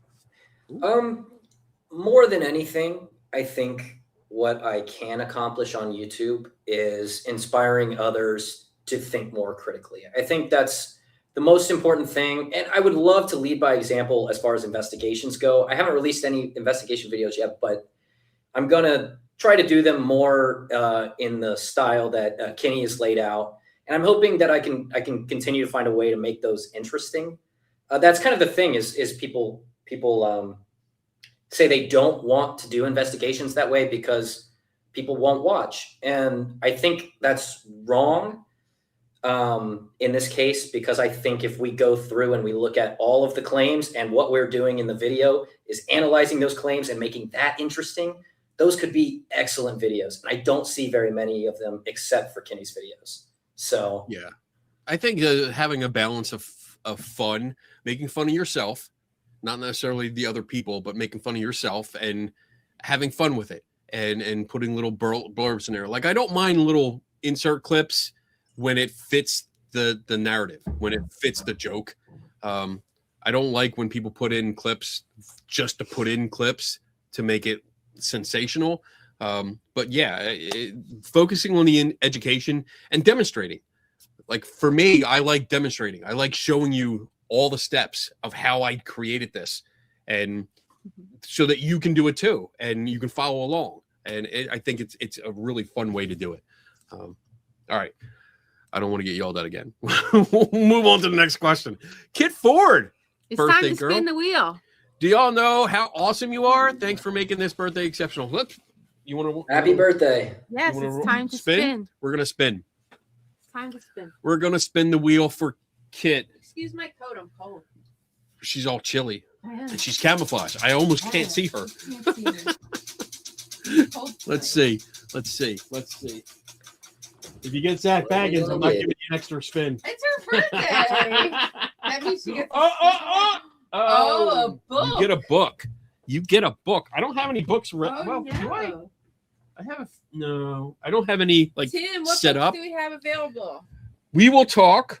Yeah. I will send you a list Tim of books, know. or I'll just send you a book. Let's see. Book one. A book. won a book. Surprise me. Tim just said want a signed copy. Oh, Yeah. Oh, Tim's there you got go. signed copies. And your prize is sponsored by the CFI Libraries. All right. All right. Next one, please. Florio, tell us the story in your SNC video. I was wondering if that was going to come up because I was honestly, so you can see your analytics and you can see when people drop off your video. And this is the #1 spot people dropped off my video. I said, I did some digging and I showed a photo and it's me covered head to toe in dirt. And I've got 2 bottles in my hands. And this is actually a good time. You see, can I point to that? Yeah. See that right there? That lamp? Yeah. And it's a jug. It's a whiskey jug. Cool. It's a hobby of mine. It's called bottle digging. It's super niche. Nobody does it because it's insane. But the way it works is back in the day, in the early, or really since the 1700s to the 1920s, 1930s, when people would throw away their trash, they would just dump it into the creek or in their nearest hole in the ground. And there's a group of hobbyists who will go find those holes in the ground and dig up whatever was in there because they have these awesome, whiskey jugs and bottles. And here, hold on one second. It's pretty. I watched some YouTube channels about this. We could probably do that out where my dad is. Oh yeah, because that's what they did. Yeah. This I found. I also am big into metal detecting. That's how I started doing that. And one time I was metal detecting and I looked in the creek and I saw this in there. And this is an 1890s soda bottle from McKinney, Texas. Nice. Cool. And it was just laying in there. And so it got me started on this hobby of just kind of finding, it's a lot of historical research, which has been great for this channel as well, I think, knowing how to do that kind of research. Right. And once I find a place, I go and I dig until I find something. And 9 times out of 10, I don't. Okay. But it's an interesting little hobby. Yeah, I used to find stuff in our backyard in Cheltenham. Yeah, we do. Yeah, it's super common. People don't realize that a lot of it's valuable, especially if they're local towns. So I was finding little medicine bottles. Yeah. Those are some of the most valuable, actually. Mm-hmm. So if you find those, send me photos of them. I'll tell you if you should keep them. Okay. Right, yeah. I might have them laying around. I did. Yeah, I have one. I had one that I had to test. I had to open it up because I bought it at a shop and they said it was filled with demon blood. And yeah, I know it was half demon blood and half the blood of the person that summoned the demon. Oh my gosh. So I had it. It didn't have a label on it, but I had a similar bottle that had a label on it, looked identical to it, and it was cough syrup. So I was like, all right, that's probably what it is. And I had talked about it on my TikTok channel like years ago, and people kept commenting like, open it. And finally, I found someone. Before I opened it, I found someone that would test it for me, that worked at a lab, and said, yeah, send me a sample. I'll test it for you. I said, great. Opened it up. The entire house just reeked of cough syrup. It was cherry flavored cough syrup. Mm-hmm. Horrible. But then I got to test it, and I have the results and everything printed out. And yeah, it was cough syrup. That is awesome. I should probably send you some bottles with stuff in it. You do find them from time to time with the original cologne or whatever it is, full of stuff, and it's always it's so nasty. That kind of stuff. Yeah, I saw a guy who found a 100-year-old Coke bottle, some of the most valuable actually, and he decided he was going to drink it. Oh, it's one of the worst videos I ever saw. Oh, I mean, it went terrible. Dude, I can't drink entertaining. Coke. It's like a few months old. Okay. Yeah. All right. Rob Linklater, does the Paranormal Engineer ever plan on introducing some color in his life? Fair point. Right. Fair point. So my videos, I shoot them with a GoPro. It's the GoPro. I don't know how long I've had it. It doesn't do a great job with color. I figured out how to do color correction. You can, if you look at that Sam and Colby video. Wait, no. If you look at my video that I did on Athena Doris, you can tell I figured out how to do color correction, and I didn't do it on any other videos. So I know how to do it. I'm not sure how to do it live. But I will work on it. I will work on it for you. I think we should all band together and start getting colorful decorations for his background. Oh my gosh. Hey, you should have seen it just on Wednesday. I mean, there was nothing back there. I know he got a added little stuff the cabinet. other day. Yeah, I like that. That's Got a nice. little poster for the Paranormal Engineer. I noticed that you added that. Yeah. And I will be honest, I didn't. My wonderful girlfriend put that together for me. Very She's nice. been super helpful. Out of town right now, unfortunately, but yeah, credit to her for that. It's an awesome setup. Awesome. All right. Let's see. Laz from Oz. Nice. Like that. The Sally House is in a residential area. Did the locals ever prank the ghost hunters when they know there is an investigation in progress? The answer is probably, because when I was there, and one thing I didn't mention is when I was leaving to go to McDonald's, there was a group of local teenagers who had been walking down the street at the same time. And that is one other thing for my video that I cannot rule out, is that when they passed the Sally House, they just decided to scream bloody. I mean, okay. It's possible. It's as possible as anything else. So, right. So it's hard to say. The one big problem with stuff like that is that if you don't know the cause, then you don't know. You don't have a solution to the problem. Like, you have an experience, but if you actually didn't find what caused that scream, you just don't know. And anything's possible. That's a great point. Yeah. I like your idea of getting we talked about this the other night, the long pole to set the camera up so that I can really get a bird's eye view. I wonder if they'd let me at a place like that, though. Have you tried it at like kind of a place where you have to pay to stay the night? I've always done, so I've taped some monopods together in order to get, it recreates a drone shot. So I don't actually do too much. I put the camera way up, and I usually like start from the ground and raise it up, and you get what looks like a drone shot going up. But then, yeah, if I have to, I will send it up just to see what's on the roof, because I want to see if there's animals up there. I want to see if there's damage from animals. I want to see if there's just damage in general, that maybe water is getting in. It's puddling and then slowly seeping in through a crack. Oh my God, I did that at the Belair house. I stayed in a room that had a big hole in the ceiling, and I woke up the next morning to water crashing through the ceiling to the floor all over, because it had puddled up and finally let go. And just wasn't that a big claim at the Bel Air house too, about water on the walls? Or am I mixing up my investigations here? That I didn't come across that. It's a different house. Yeah. Somebody claimed that when there used to be water dripping down the walls. I'll have to figure out who it was afterwards. That's great though. I might honestly have to pick your brain again at some point to talk about those kinds of questions for investigations, because that's a genius idea and I hadn't thought of it at all. Awesome. Yeah, we'll talk. My people will call your people, and then we'll talk. We'll assume I have people. I don't have people either. I do have people though. I do.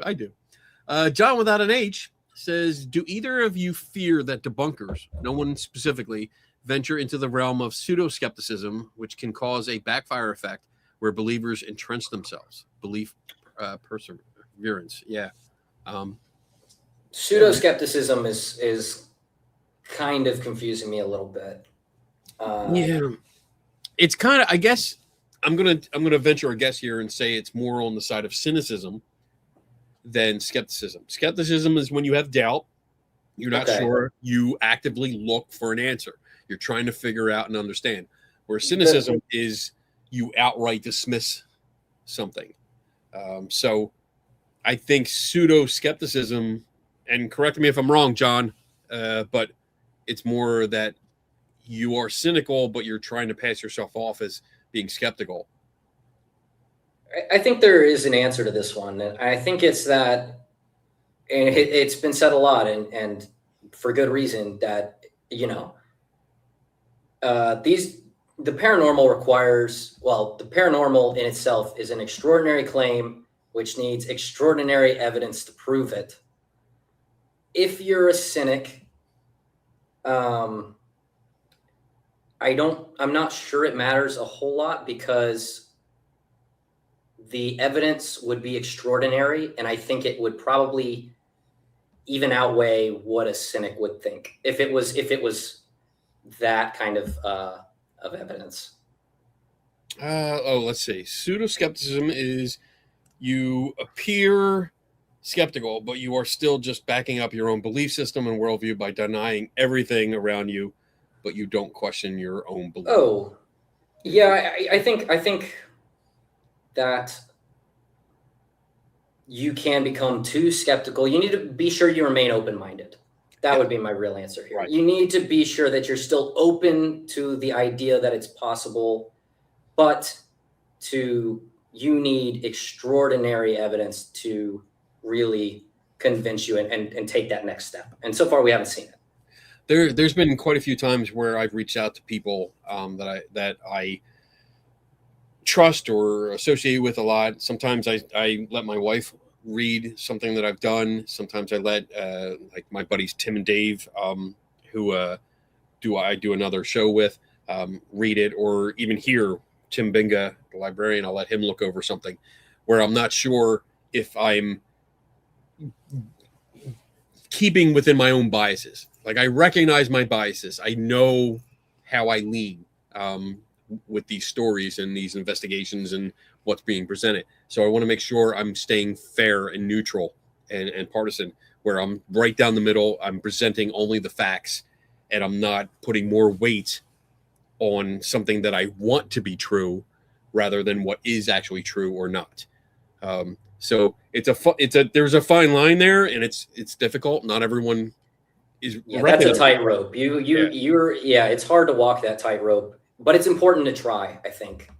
And I also think it's important to stay open to it and accept questions. When people ask you questions about what you're presenting, to stay open and engage in conversation. Because if you don't, it looks like you're hiding from defending your point. And that's one of the backbones of science, is that you put out a paper, you put out your work into the world, let other people critique it and defend your work. But listen, you don't just fight to defend and say I'm right no matter what. You defend why you said something or why you came to this conclusion, but you also listen to what they say and engage in conversation about the topic and their criticism. As long as you stay open to that, you are demonstrating that you are aware of your biases and that you're willing to overlook them, which you should, and consider it. Because if you're wrong, you accept the new information and you change your worldview. I wish we had to some extent we have a peer review system here on YouTube, but a little bit more leaning towards the scientific peer review system would be nice. Okay. All right. Moving on. Wayne's World of Rock Music. Mason, which investigation teams do you watch now? Ooh, I really like the PRI. I feel like I'm messing that up, but they're the guys who are going in with a bunch of data loggers and equipment and pretty much just leaving it in there. You did a skeptical help bar with them. Yes. Was the PRI right, or am I missing a letter? I feel like I'm missing a letter. I think. Wait a minute. It's. I wrote it down. The CPRI. Center for Paranormal Research and Investigation, with Robert Bradley, Jack Trammell, LaDonna, and Alan. Yeah. I did a whole thing. I like them guys. I think they're awesome. But yeah, they go in with a lot of data loggers. They constantly consult people and try to better themselves. Like, look at what we did. What did we do wrong? Tell us. They're open to it. I love that. I absolutely love it. Yeah, they're the ones I recommend the most by a mile. Okay, good. That was quick. Look at him drinking right out of the bottle. I'm not an alcoholic. You're an alcoholic. It's Friday night. Gordo, do you think movies and TV have clouded the perception of what a spirit or ghost visually looks, feels, and sounds like? I think there's no doubt that they've shaped the way that we view ghosts today. The question kind of becomes, well, what did people used to think? I feel like Kenny will have a much better overall history here to talk about, but I think as time progresses, ghosts tend to change with the times. Like, for instance, like if you think back in I'm going to say 1920, but that's kind of just throwing out nothing. Technology just wasn't there, and they probably didn't associate ghosts with technology because there wasn't that many electronic devices. And now a ton of what you see in movies and TV is centered around the idea that electronic devices are manipulated by ghosts. And that just comes with the fact that that's kind of the way society is now. We have so much tech. And I think movies and TV are bound to play a role in how people kind of perceive the paranormal. I agree. I totally agree. When we look back in history, if we look back ancient Babylon and coming up through history, really until recent history, spirits and ghosts were usually accepted. And in many cultures, they were just part of life. Because in several cultures, the dead were buried within your household. So within your the floor of your home, the walls of your home, that's where their bodies were buried. And to see a ghost was not out of the ordinary. It usually had a message tagged along with it, or a warning or something like that, but they were seen as regular people. It wasn't like they were transparent, they weren't floating, they weren't doing anything that we in modern times think a ghost is. Even 200 years ago. Yeah. I mean, even with Pliny the Younger and that story. Yeah. You know, I mean, my favorite part of that is when the ghost is there and rattles the chains like, hey, look at me. And Pliny's still like, or Athena. Yeah. He's like, hold on. Yep. I'm busy. I will get to you in a moment. Like, I love that. I think that's cool. That's the best line. I read that and I was like, that's so awesome. I would run. I would be so scared. I would be so out. But again, like, the ghost was only recognized as a ghost because maybe the odd behavior. And I don't think it was even recognized as a ghost yet until it led him to the gravesite, the alleged gravesite, and then disappeared. So there was no modern interpretation. And I think as you get the Victorian times and you had the mediums drumming up the alleged spirits, you had more and more theatrical kind of stuff. And then Pepper's Ghost was also something that came into theaters because that was early on. That was very early on, where you had this effect on stage where it looked like a transparent ghost. And that, to make a pun here, that set the stage for what modern descriptions started looking at apparitions, a transparent human figure. And then it evolved from there. So good question. That's a great question. I like that. Mr. Prism, how do we know the gadgets actually detect ghosts? Most people that have an encounter don't walk around with gadgets. I think the simple answer is that we don't know the gadgets detect ghosts. And any gadget that claimed outright to detect a ghost would probably be lying. What gadgets do when they're used correctly is they measure something, and people kind of attribute those to ghosts. And that to attribute those to ghosts is kind of, there's no real evidence to back that up. So I think for the most part, I think that's kind of it, is that we're attributing stuff to ghosts that really just there's no evidence behind it. You can use gadgets the way they're intended, but if you use gadgets to say that there's evidence of ghosts, then there's just no real proof of that yet. Right. There's an assumption. It's an assumption. And in modern times, it's an assumption based on marketing. To be totally blunt, it's for certain people to sell you an overpriced novelty item, because when they say it, when they claim it detects or captures or communicates with spirits, there is no Consumer Reports data on that. There is no testing besides what you see on TV. And again, that falls back onto assumptions. not actual data. So, and another thing I always bring up is if there's no controls over the usage of that equipment, over the experiments that involve that equipment, if you don't control the environment for what you know can mess with that equipment, you don't know what you got. You have no idea, and you're making an assumption. That's flat out. And I mean, I can say anything. I can say, you know, and I always use the toaster. I can bring a toaster to a ghost hunt, and you know, push the button and see what happens. If it pops, that tells me there's a ghost. Tell me what's different than an EMF lighting up. But you do know there's toast, and that's only if what I you get put out bread of in it. it. Only if I put bread in it. Wow, that was a good comeback. You see what I did? All right, moving on. That was good. I like that. Dun, dun, dun. Mr. Prism again. Why aren't Geiger counters being used? Oh God, Geiger counters. Correct me if I'm wrong. That's for radiation, right? Radiation, yes. Mm-hmm. Why would ghosts be made out of radiation? Yeah, I would just be scared if I walk into a place and the Geiger counter's going off a whole lot. Yeah. So I will add to this that Geiger counters were being used. That's why I have one. Back when we started in the 90s, people were bringing Geiger counters to ghost hunts to see if there was anything going on.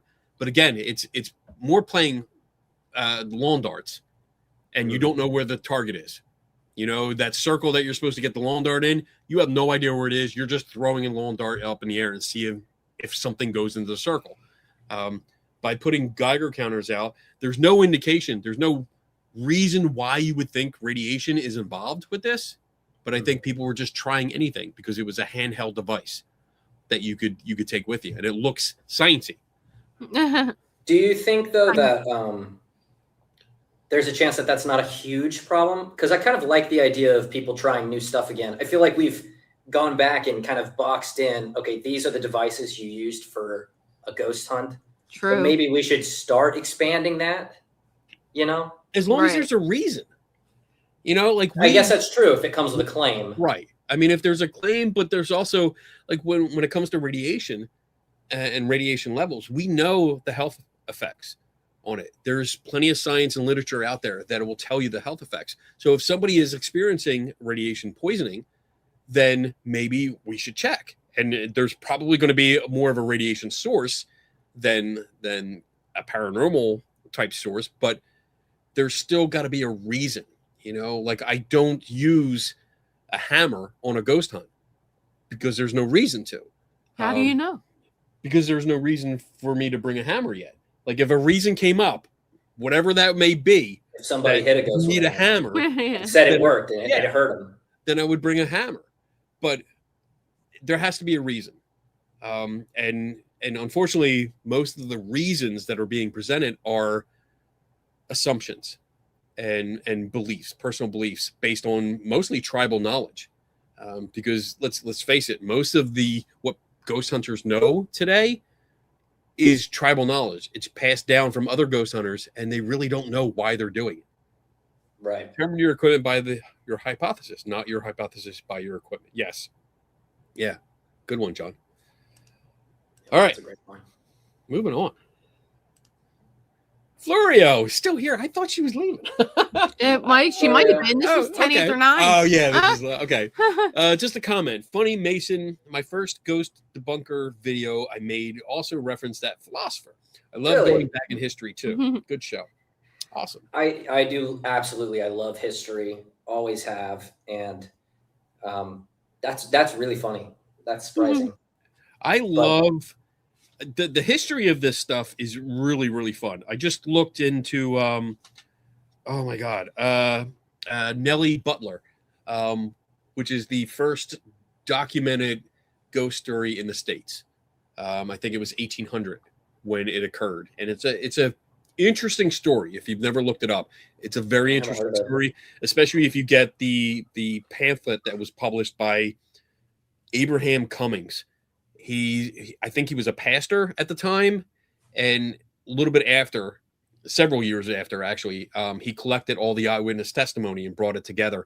And when you read through it, it's an interesting story. It had people believing, but there's a lot of issues with it. But going back there, this is like an old school thing that we were probably taught especially in history class. Know your history, because that will solve a lot of problems, and that will give you conclusions and also ideas to think of going forward. If you know the history of your hobby, which is you're better off. You're going to have much better ideas, much better understanding of what already came before you, and going forward, you're going to be just better prepared. Absolutely. All right. That's something I need to do better of. I'm still, I started, oh God, I don't know how many years ago, but I could probably count on one hand how many historical stories I've really gone in depth and researched. Historical in the sense that it predated about 1970. Right. Or so. Right. And yeah, I need to do more, and I want to do more. So hopefully I can make some videos on it or something. Most people in our community are familiar with like Amityville and even the Smurl case and the Entity case and stuff like that. They're familiar with those because they were popular, and they hit all around the same time. So I pretty much would go in with a bag full of devices and home inspector would use. Check the location for natural causes first. Then we would observe and be quiet more than yelling and noisy gadgets. Yes. Yeah. All right. So any more questions? Yeah. All right. We're almost at the end here. You're almost off the hook. I gotta say, I started to feel a little bit the questions. I was keeping up with the shots up until about the last 3 questions. Yeah, and I cut out some of your questions too. Just started, down in the bottle and stuff like that. Yeah. Sleeping in the chair tonight. Sign of a true professional. Hey, it's a skeptical help bar, right? Yeah, exactly. I mean, and it's Friday night. So. John says, just forgive my pauses. North Carolina told us that Critical Thinking Day does not align with our values when I tried to submit it to the state. Womp womp. Okay. That's well, not then, cool. North Carolina. Let's fight that. Yeah. Let's get Daniel Reed. We got some fighting to do. We're going to get into this. All right. Keep going. Friday House. Hey, buddy. Hey, Friday. Do you feel true paranormal events do indeed happen, but the numbers are so small and far apart that they fall into the background noise as far as data? I do think that paranormal events do happen. And like you said, I think they are such a small minority of what people experience. And it's so hard to separate it from the psychological that it's impossible to say what was for sure a paranormal event. Now, my belief, and it is a belief, is that it does happen and it's extremely rare. As far as data, there's not enough paranormal teams collecting real hard data for us to get any real idea of the numbers or the frequency of those kinds of events. I think that's probably. Yeah. I think, I want to hope. I hope that there are some events like that. I hope there is an afterlife. I hope ghosts are real. And like, I really do, because I think that'd be so interesting. It's just that it just would be awesome. There's just there's not enough, there's no data to support that idea or that belief. It's just not there. And I don't want to give in to a belief like I used to. Growing up, I used to believe in all that. But now I just don't want to subscribe to a belief if there's just nothing to it. I'll keep waiting. And if good evidence does come up, I'll be right there going, all right, well, I was wrong. Okay, let's see what we can do. Let's contact the other side. Yeah.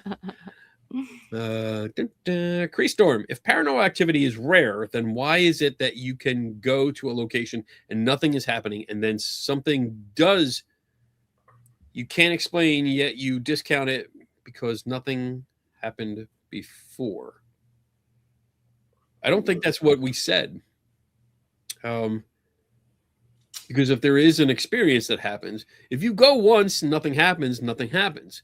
If you go again and there's some kind of experience, you want to investigate it. I think that's the point. That's why we're there. So Something we haven't talked about, I know you've touched on it in other skeptical help bars, is the idea that you need to, if possible, real-time investigation is super important. Mm-hmm. And kind of with the tech most people bring to ghost hunts, it just doesn't happen.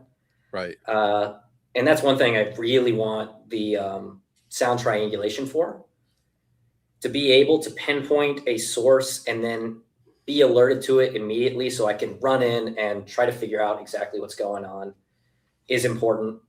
And real-time investigation, just most people on YouTube at least kind of don't investigate the source the way I think they should. Right. Yeah, I think I agree. I totally agree. If something does happen, and I will say this, some of the teams or individuals that I engage with or work with have done that. They will go right to something happens. They want to go right to where they think it happened. I'm not talking about everybody. Right. But I think there's more people. There's a majority that doesn't do that.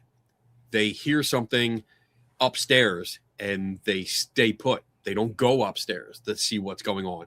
And then there's an assumption that, all right, well, there's nobody else in the house, so it couldn't be a person, which is an assumption.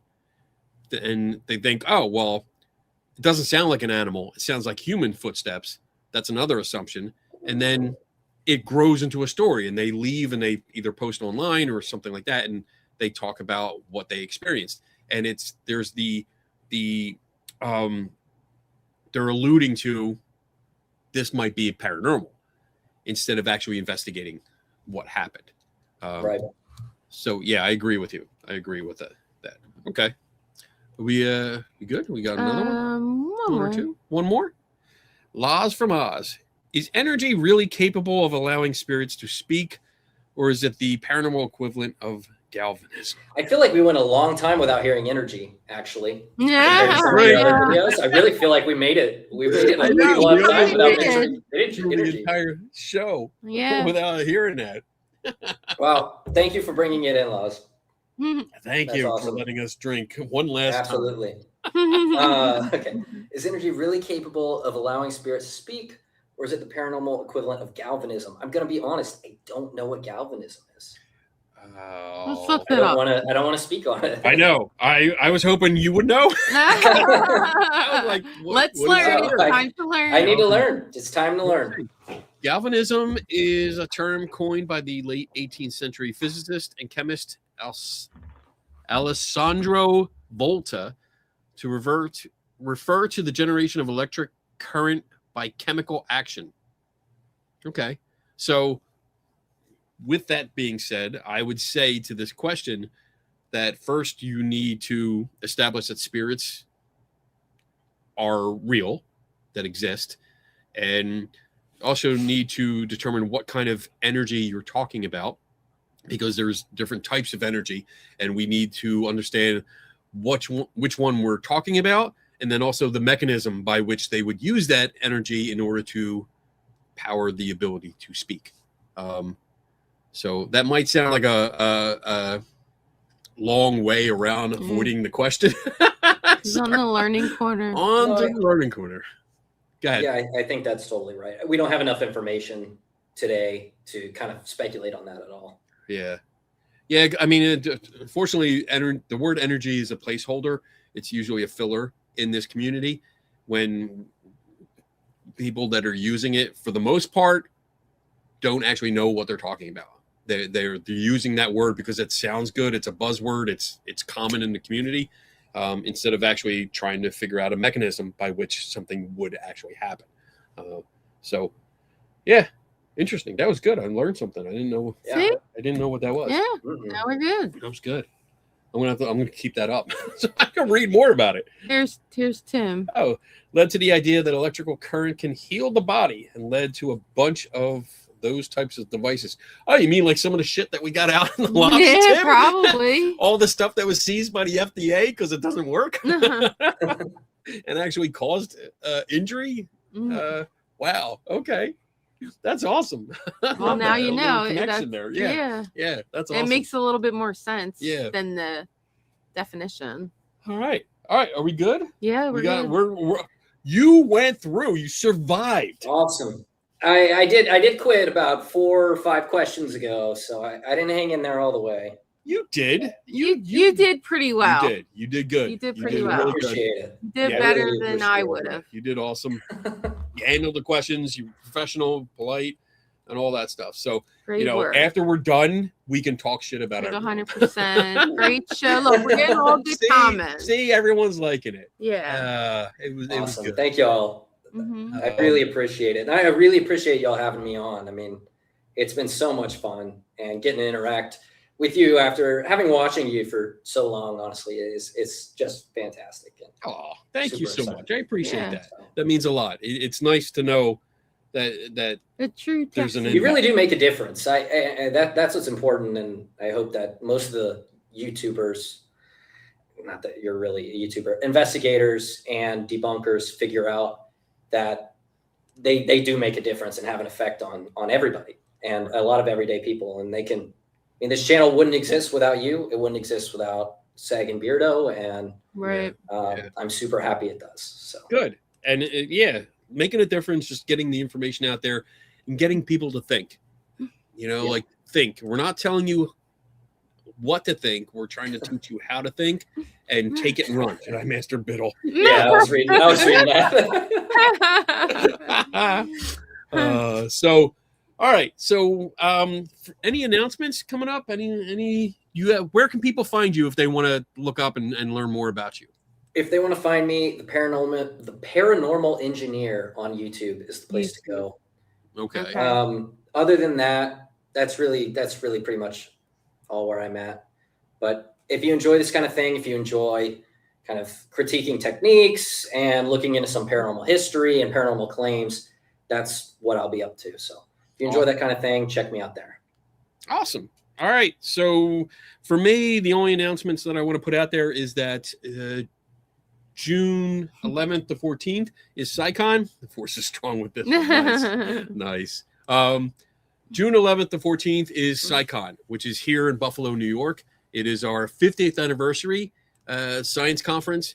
Please come out if you're able to, if you have the means, come out and visit. We're going to start off the conference, the 4-day conference, with tours of the CFI facility. So you're going to be here. If you're inclined, you'll get to see my office. You get to see all the stuff that I have out on display. You're going to see where everybody works and what we do here and a lot of the stuff that we do. And with that, we're going to have other workshops. We're going to have lots of lectures. We're going to have big people. Bill Nye is coming. There's other people that I'm not allowed to talk about, but I'm excited by some of the speakers that are coming. I'm really excited because I have never met these people before, and I'm super excited, but I wish I could tell you who it is. I can't because Tim Bing is in the house, and he'll yell at me if I tell you. Awesome. Coming from Australia. Woohoo! Wow. Yes. Awesome. That is awesome. But other than that, we're not going to go into hour 3 because Donna has to get up really, really early tomorrow. So we are going to end the show. So, you can hang out to the end, but we're not going to be here. It says you can come to the Grafton Monster. Oh, there you go. If you can't go to SciCon, go to the Grafton Monster Festival. Yeah, it's the same weekend. Some good food, especially the bacon. All right. So for everyone, Mason, you hang out. Don't go anywhere. We're going to do their outro video, which is like 2 or 3 minutes long. And then we'll come back and we'll chat for a little bit. Everyone else, have a great weekend. Thanks for hanging out. Thank you so much. And it was a good night. Remember, never stop learning. And we will see you next week. Yep. Well, Kenny will. I will. Yep. Tim Dicker's will be. Maybe. Is he? I think. I'm going to ask him. He doesn't know yet. He doesn't know he's working next Friday, but he's going to work next Friday. Okay. Anyway, see you later, everyone. Bye, guys. Bye. Hey, diddle diddle, here's a little riddle. Who's the best debunker? Is it Kenny Biddle? Oh, he's good, not just a little. Not at the bottom or even the middle. Strike a chord like a fiddle. Tasting the rainbow like a skittle. That's fragile and brittle.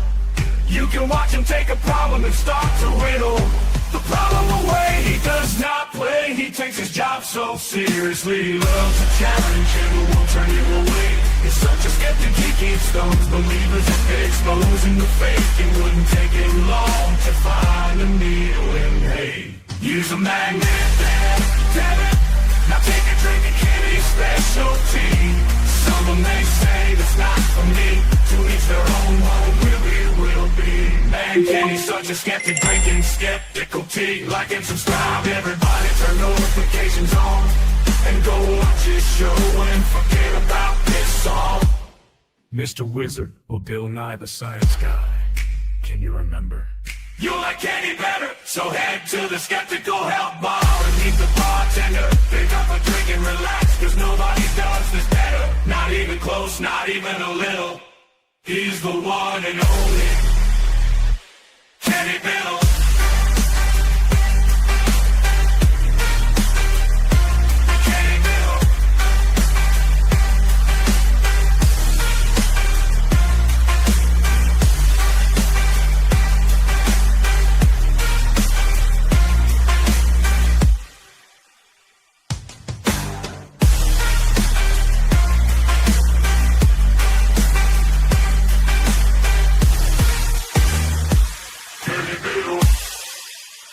And now we return you to our regular scheduled program, In Progress.